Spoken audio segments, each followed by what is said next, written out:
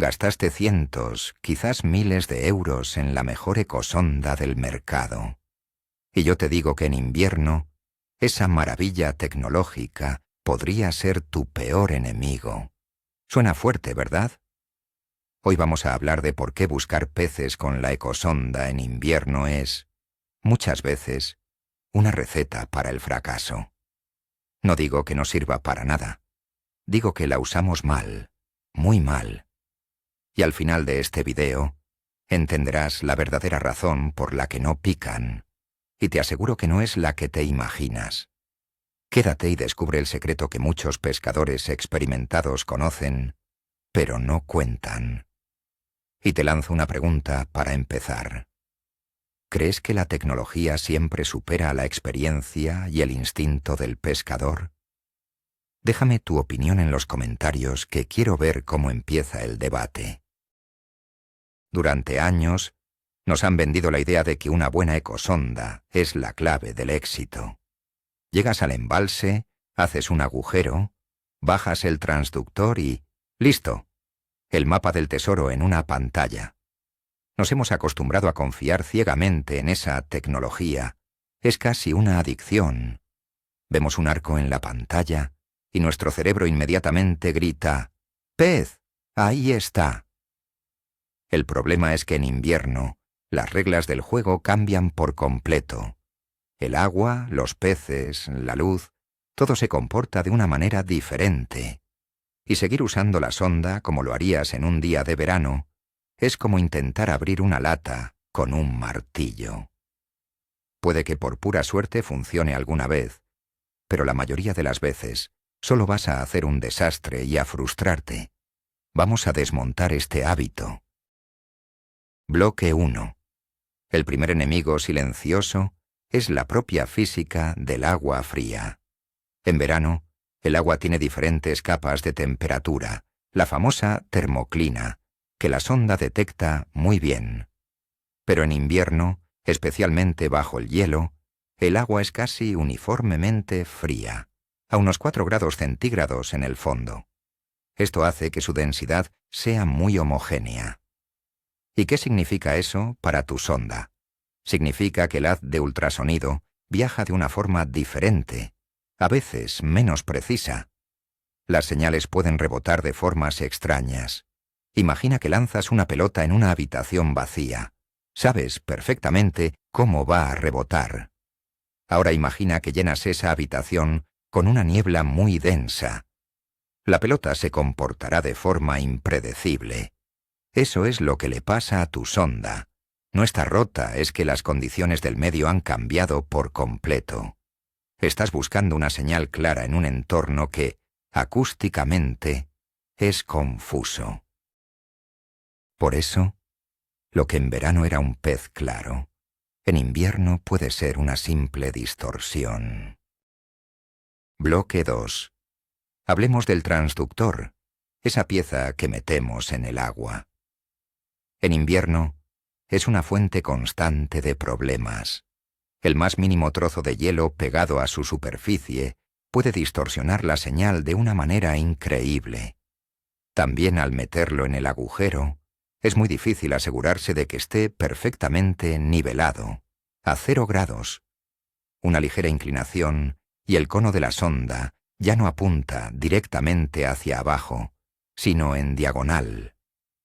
Estarás leyendo una zona del fondo que no está debajo de ti. Además, al bajarlo, se pueden crear microburbujas de aire que se adhieren a su superficie. Para la ecosonda, esas burbujas son como un muro, bloquean la señal o la devuelven como un eco falso. Piensa en ello. Pasas 10 minutos haciendo un agujero perfecto, y un error de un segundo, al colocar el transductor, arruina toda la lectura. ¿Cuántas veces has revisado si está perfectamente limpio y nivelado? Seguramente, muy pocas. Bloque 3. Los falsos positivos te volverán loco. En invierno, el agua, aunque parezca limpia, está llena de partículas en suspensión, plancton, pequeños trozos de vegetación muerta, sedimento levantado. Todo esto se mueve muy lentamente en el agua fría. Para tu ecosonda, configurada con una sensibilidad alta para detectar peces aletargados, estas partículas son indistinguibles de un pequeño pez o de un cebo. Ves un punto en la pantalla, te emocionas, bajas el señuelo y esperas, y no pasa nada, porque estabas intentando pescar un trozo de alga. Esta es una de las mayores trampas. La pantalla te dice que hay vida, pero es una vida que no te interesa. El pescador se queda anclado a ese agujero, convencido de que algo hay, perdiendo un tiempo valiosísimo que podría dedicar a buscar en otras zonas. Bloque 4. La famosa zona muerta. Todos los transductores proyectan un cono de sonido hacia el fondo. Lo que no te suelen contar es que justo pegado al fondo hay una zona donde la sonda es prácticamente ciega. Esto se debe a que el pulso de sonido que baja se mezcla con el pulso que rebota del fondo. Si un pez está literalmente pegado al lecho, como suelen estar muchos en invierno para conservar energía, es muy probable que tu ecosonda de 2.000 euros no lo vea. Simplemente lo interpretará como parte del propio fondo.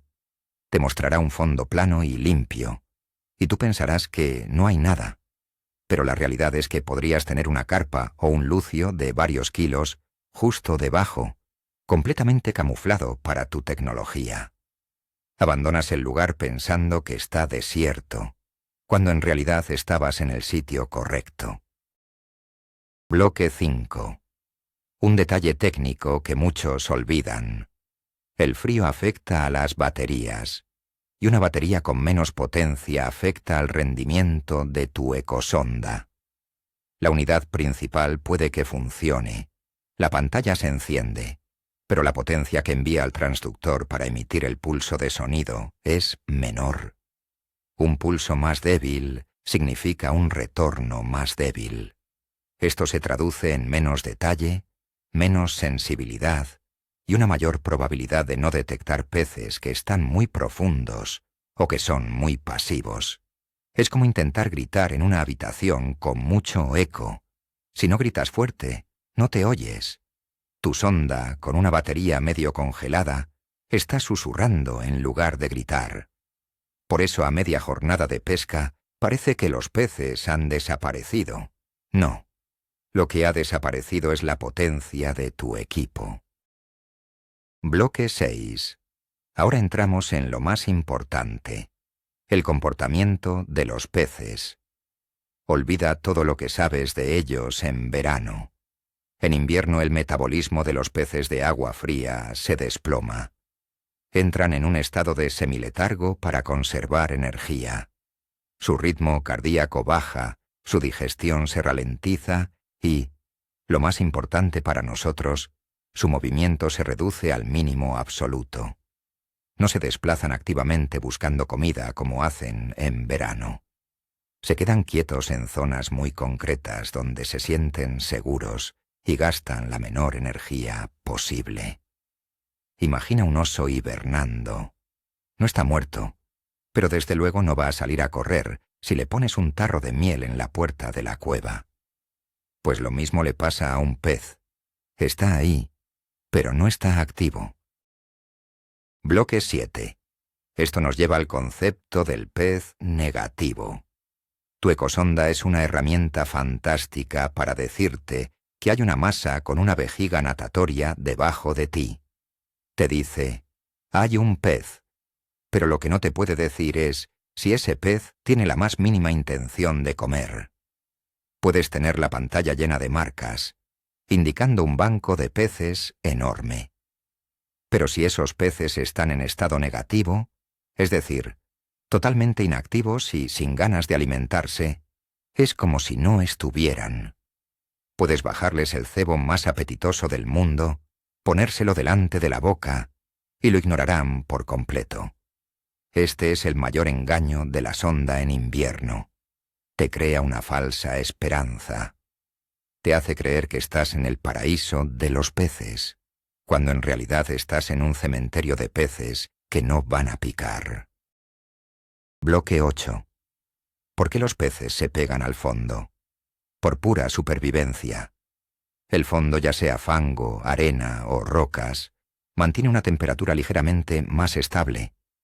Además, les ofrece protección contra depredadores y les permite gastar cero energía. Literalmente se apoyan en el fondo. Como dijimos antes, esto los hace casi invisibles para la sonda, que los confunde con la propia estructura. Pero incluso si tu sonda es lo bastante buena como para distinguir una ligera protuberancia, la interpretación es difícil. ¿Es un pez o una piedra con una forma rara? El pescador medio, al no ver un arco claro y definido, asume que es una piedra. Y sigue buscando. Ha encontrado al pez, pero su dependencia de una señal de libro le ha hecho ignorarlo. Bloque 9. El movimiento es mínimo, y esto afecta a cómo pescamos. En verano, un pez activo puede ver un señuelo a 2 o 3 metros de distancia y desplazarse para atacarlo. En invierno, su radio de acción es de centímetros. No va a gastar energía en perseguir nada. El señuelo tiene que pasar, literalmente, por delante de su nariz y, a ser posible, quedarse quieto durante mucho tiempo, para que se decida a tomarlo. Por eso, ver una marca en la sonda y pescar en ese agujero no es suficiente. El pez puede estar a 1 metro a la izquierda o a la derecha del cono de la sonda. Lo estás viendo en la pantalla, pero tu cebo está cayendo fuera de su minúscula zona de ataque. Crees que el pez no quiere comer, pero la realidad es que ni siquiera ha visto tu señuelo. Bloque 10. El comportamiento en grupo también cambia. En invierno, muchas especies se agrupan en bancos muy densos y estáticos. Lo hacen para protegerse y conservar calor. En la pantalla de la sonda, esto no aparece como 200 peces pequeños. Aparece como una gran mancha, una masa casi sólida. Muchos pescadores inexpertos interpretan esto como un cambio de fondo, una estructura, o incluso como interferencias. No ven los arcos individuales y descartan la zona. Pero incluso si identificas que es un banco de peces, volvemos al problema del pez negativo. Puede que de esos 200 peces, solo 1 o 2 estén dispuestos a picar en todo el día. Tu trabajo no es encontrar el banco, sino encontrar a ese 1% que está activo. Bloque 11. Hablemos del mito del arco. Nos han enseñado que pez es igual a arco en la pantalla. Pero un arco solo se forma cuando un pez se mueve a través del cono de la sonda, o cuando la sonda se mueve sobre el pez. En la pesca en hielo, ni tú ni el pez os movéis. Por lo tanto, un pez estático debajo de un transductor estático no producirá un arco, producirá una línea horizontal. Si el pez sube o baja ligeramente, la línea subirá o bajará. Muchos pescadores, programados para buscar arcos, ven estas líneas finas y las ignoran, pensando que son interferencias o el fondo. Están viendo al pez, pero no reconocen su firma invernal. Están buscando una señal de verano en pleno enero, y eso, amigos, no funciona. Bloque 12. El ruido y la presión son factores críticos. Imagina que estás durmiendo y alguien se pone a dar martillazos en la pared de al lado. Te despertarías de mal humor, ¿verdad? Bajo el hielo, el sonido viaja mucho más lejos y más rápido. El ruido de tu paso sobre el hielo, y sobre todo, el ruido ensordecedor del taladro al hacer un agujero, es como una bomba para los peces. Son extremadamente sensibles a las vibraciones y a los cambios de presión. Puede que una zona estuviera llena de peces, pero en el momento en que haces el primer agujero, los más recelosos ya se han desplazado unos metros o se han pegado aún más al fondo, aterrados. Tu sonda te muestra una zona vacía, pero está vacía porque tú mismo los has asustado al llegar. Bloque 13. Y ahora, el problema más grande, el que está en nuestra cabeza. Se llama sesgo de confirmación. Has gastado mucho dinero en tu sonda y quieres que funcione. Así que tu cerebro empieza a buscar pruebas de que funciona. Ignoras las 100 veces que viste una marca y no pescaste nada, pero recuerdas vivamente esa única vez que viste un arco y sacaste un pez. Entonces concluyes: la sonda funciona. Tu mente te engaña para que justifiques la inversión. Interpretas cualquier pequeña señal, cualquier interferencia como un posible pez, porque tienes la esperanza de que lo sea. Dejas de ser objetivo. No estás leyendo los datos. Estás buscando una excusa para quedarte en ese agujero un poco más. Bloque 14. La visión de túnel. Es un efecto secundario de mirar fijamente una pantalla. Te concentras tanto en esos píxeles de colores que dejas de observar lo que realmente importa. Dejas de leer el entorno.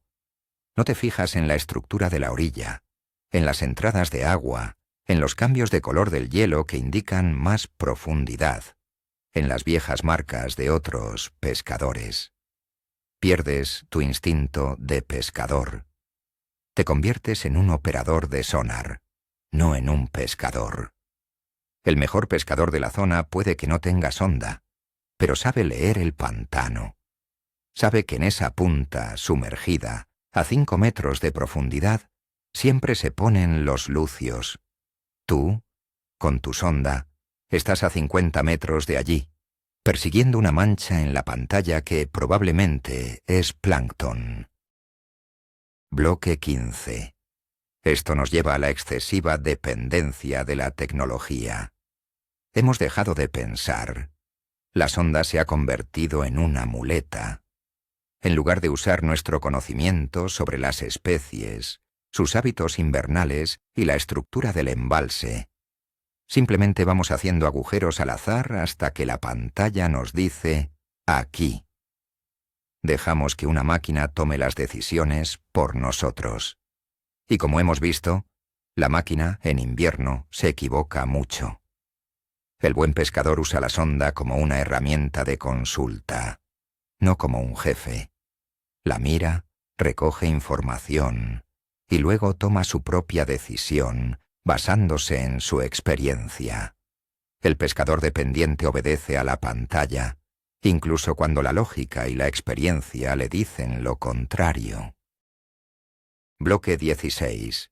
La trampa de perseguir la marca. Es un juego agotador y sin sentido. Haces un agujero, ves una marca. Bajas el cebo, no pica. Piensas, se ha movido.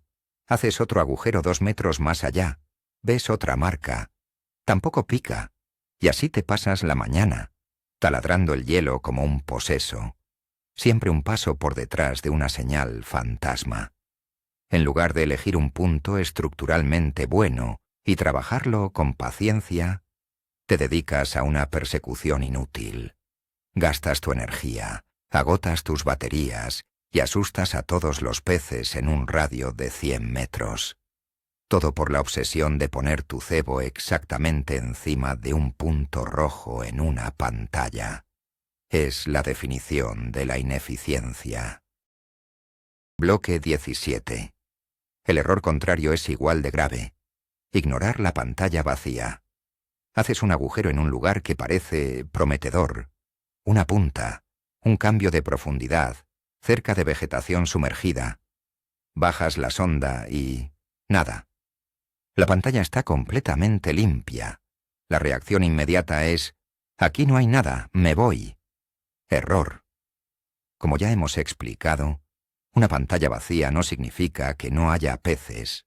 Significa que no hay peces suspendidos a media agua. Pero puede que el fondo esté lleno de peces pegados a él, invisibles para tu equipo.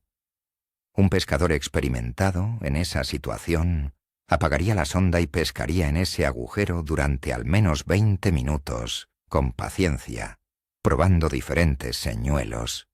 Confía más en su elección del lugar que en lo que le dice la pantalla. Bloque 18. Y aquí viene un error técnico garrafal. Usar la configuración de verano en invierno.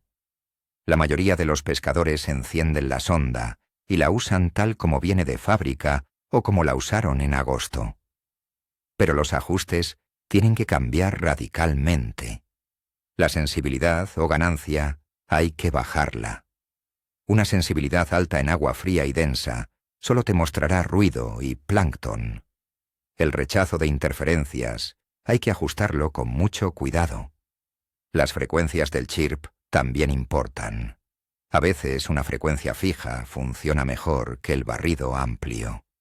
Tienes que entender qué hace cada ajuste de tu aparato. Dedicar la primera media hora de la jornada a calibrar la sonda para las condiciones de ese día específico puede marcar la diferencia entre ver fantasmas y ver peces reales. Bloque 19. Entonces, ¿para qué diablos sirve la ecosonda en invierno? Aquí está el cambio de mentalidad. Su trabajo principal en invierno es encontrar peces. Su trabajo es encontrar estructura. Es una herramienta para cartografiar el fondo. Su función es decirte la profundidad exacta, dónde están los cambios de nivel, dónde hay una roca grande, dónde empieza un lecho de algas, o cuál es la composición del fondo, duro o blando. Usas la sonda para encontrar los lugares donde, según tu conocimiento, los peces deberían estar. Encuentras el escenario, no a los actores. Una vez que has localizado una buena punta sumergida que cae de 5 a 8 metros, has encontrado el sitio. El trabajo de la sonda ha terminado. Bloque 20. Y esto nos lleva a la estrategia alternativa, la que usan los profesionales. Llegas a una zona nueva, haces varios agujeros en línea y usas la sonda para dibujar un mapa mental del fondo. Aquí empieza la caída, aquí hay un escalón, aquí el fondo es blando. Una vez que tienes ese mapa y has elegido los 2 o 3 agujeros más prometedores por su estructura, apagas la maldita sonda. Sí, la apagas, eliminas el ruido electrónico y el ruido mental, y te dedicas a pescar en esos agujeros con paciencia, concentración y técnica. Confías en tu elección del lugar. Pasas de ser un cazador de marcas a ser un pescador estratégico que entiende el hábitat. Y es entonces cuando dejas de buscar peces, cuando empiezas a encontrarlos de verdad. Así que, en resumen, el fracaso no está en tu ecosonda, está en cómo la usamos y en lo que esperamos de ella. Hemos visto que la física del agua fría, el comportamiento de los peces aletargados y, sobre todo, nuestra propia psicología de pescador, nos juegan malas pasadas. Nos obsesionamos con ver peces en la pantalla. Pero el verdadero giro, el momento que espero que se te quede grabado, es este. En invierno, la ecosonda no es un detector de peces, es un creador de mapas. Su función es mostrarte el terreno de juego, no los jugadores. Este simple cambio de perspectiva puede transformar tus jornadas de pesca de una frustrante persecución de fantasmas a una estrategia de pesca metódica y exitosa. Dejarás de preguntar ¿dónde están los peces? Y empezarás a preguntar ¿dónde deberían estar los peces? Gracias por haberme acompañado en este análisis. Si este video te ha abierto los ojos, te pido que le des a like y te suscribas al canal para no perderte más contenido como este. Queremos crear una comunidad de pescadores que piensan, no que solo aprietan botones. Y ahora te lanzo la pregunta final para el debate en los comentarios. Después de escuchar todo esto, ¿vas a seguir confiando ciegamente en cada marca que aparece en tu ecosonda? ¿O vas a empezar a usarla como lo que es? Una herramienta para entender el fondo, combinada con tu instinto y tu experiencia. Cuéntame tu plan. Nos vemos en el agua,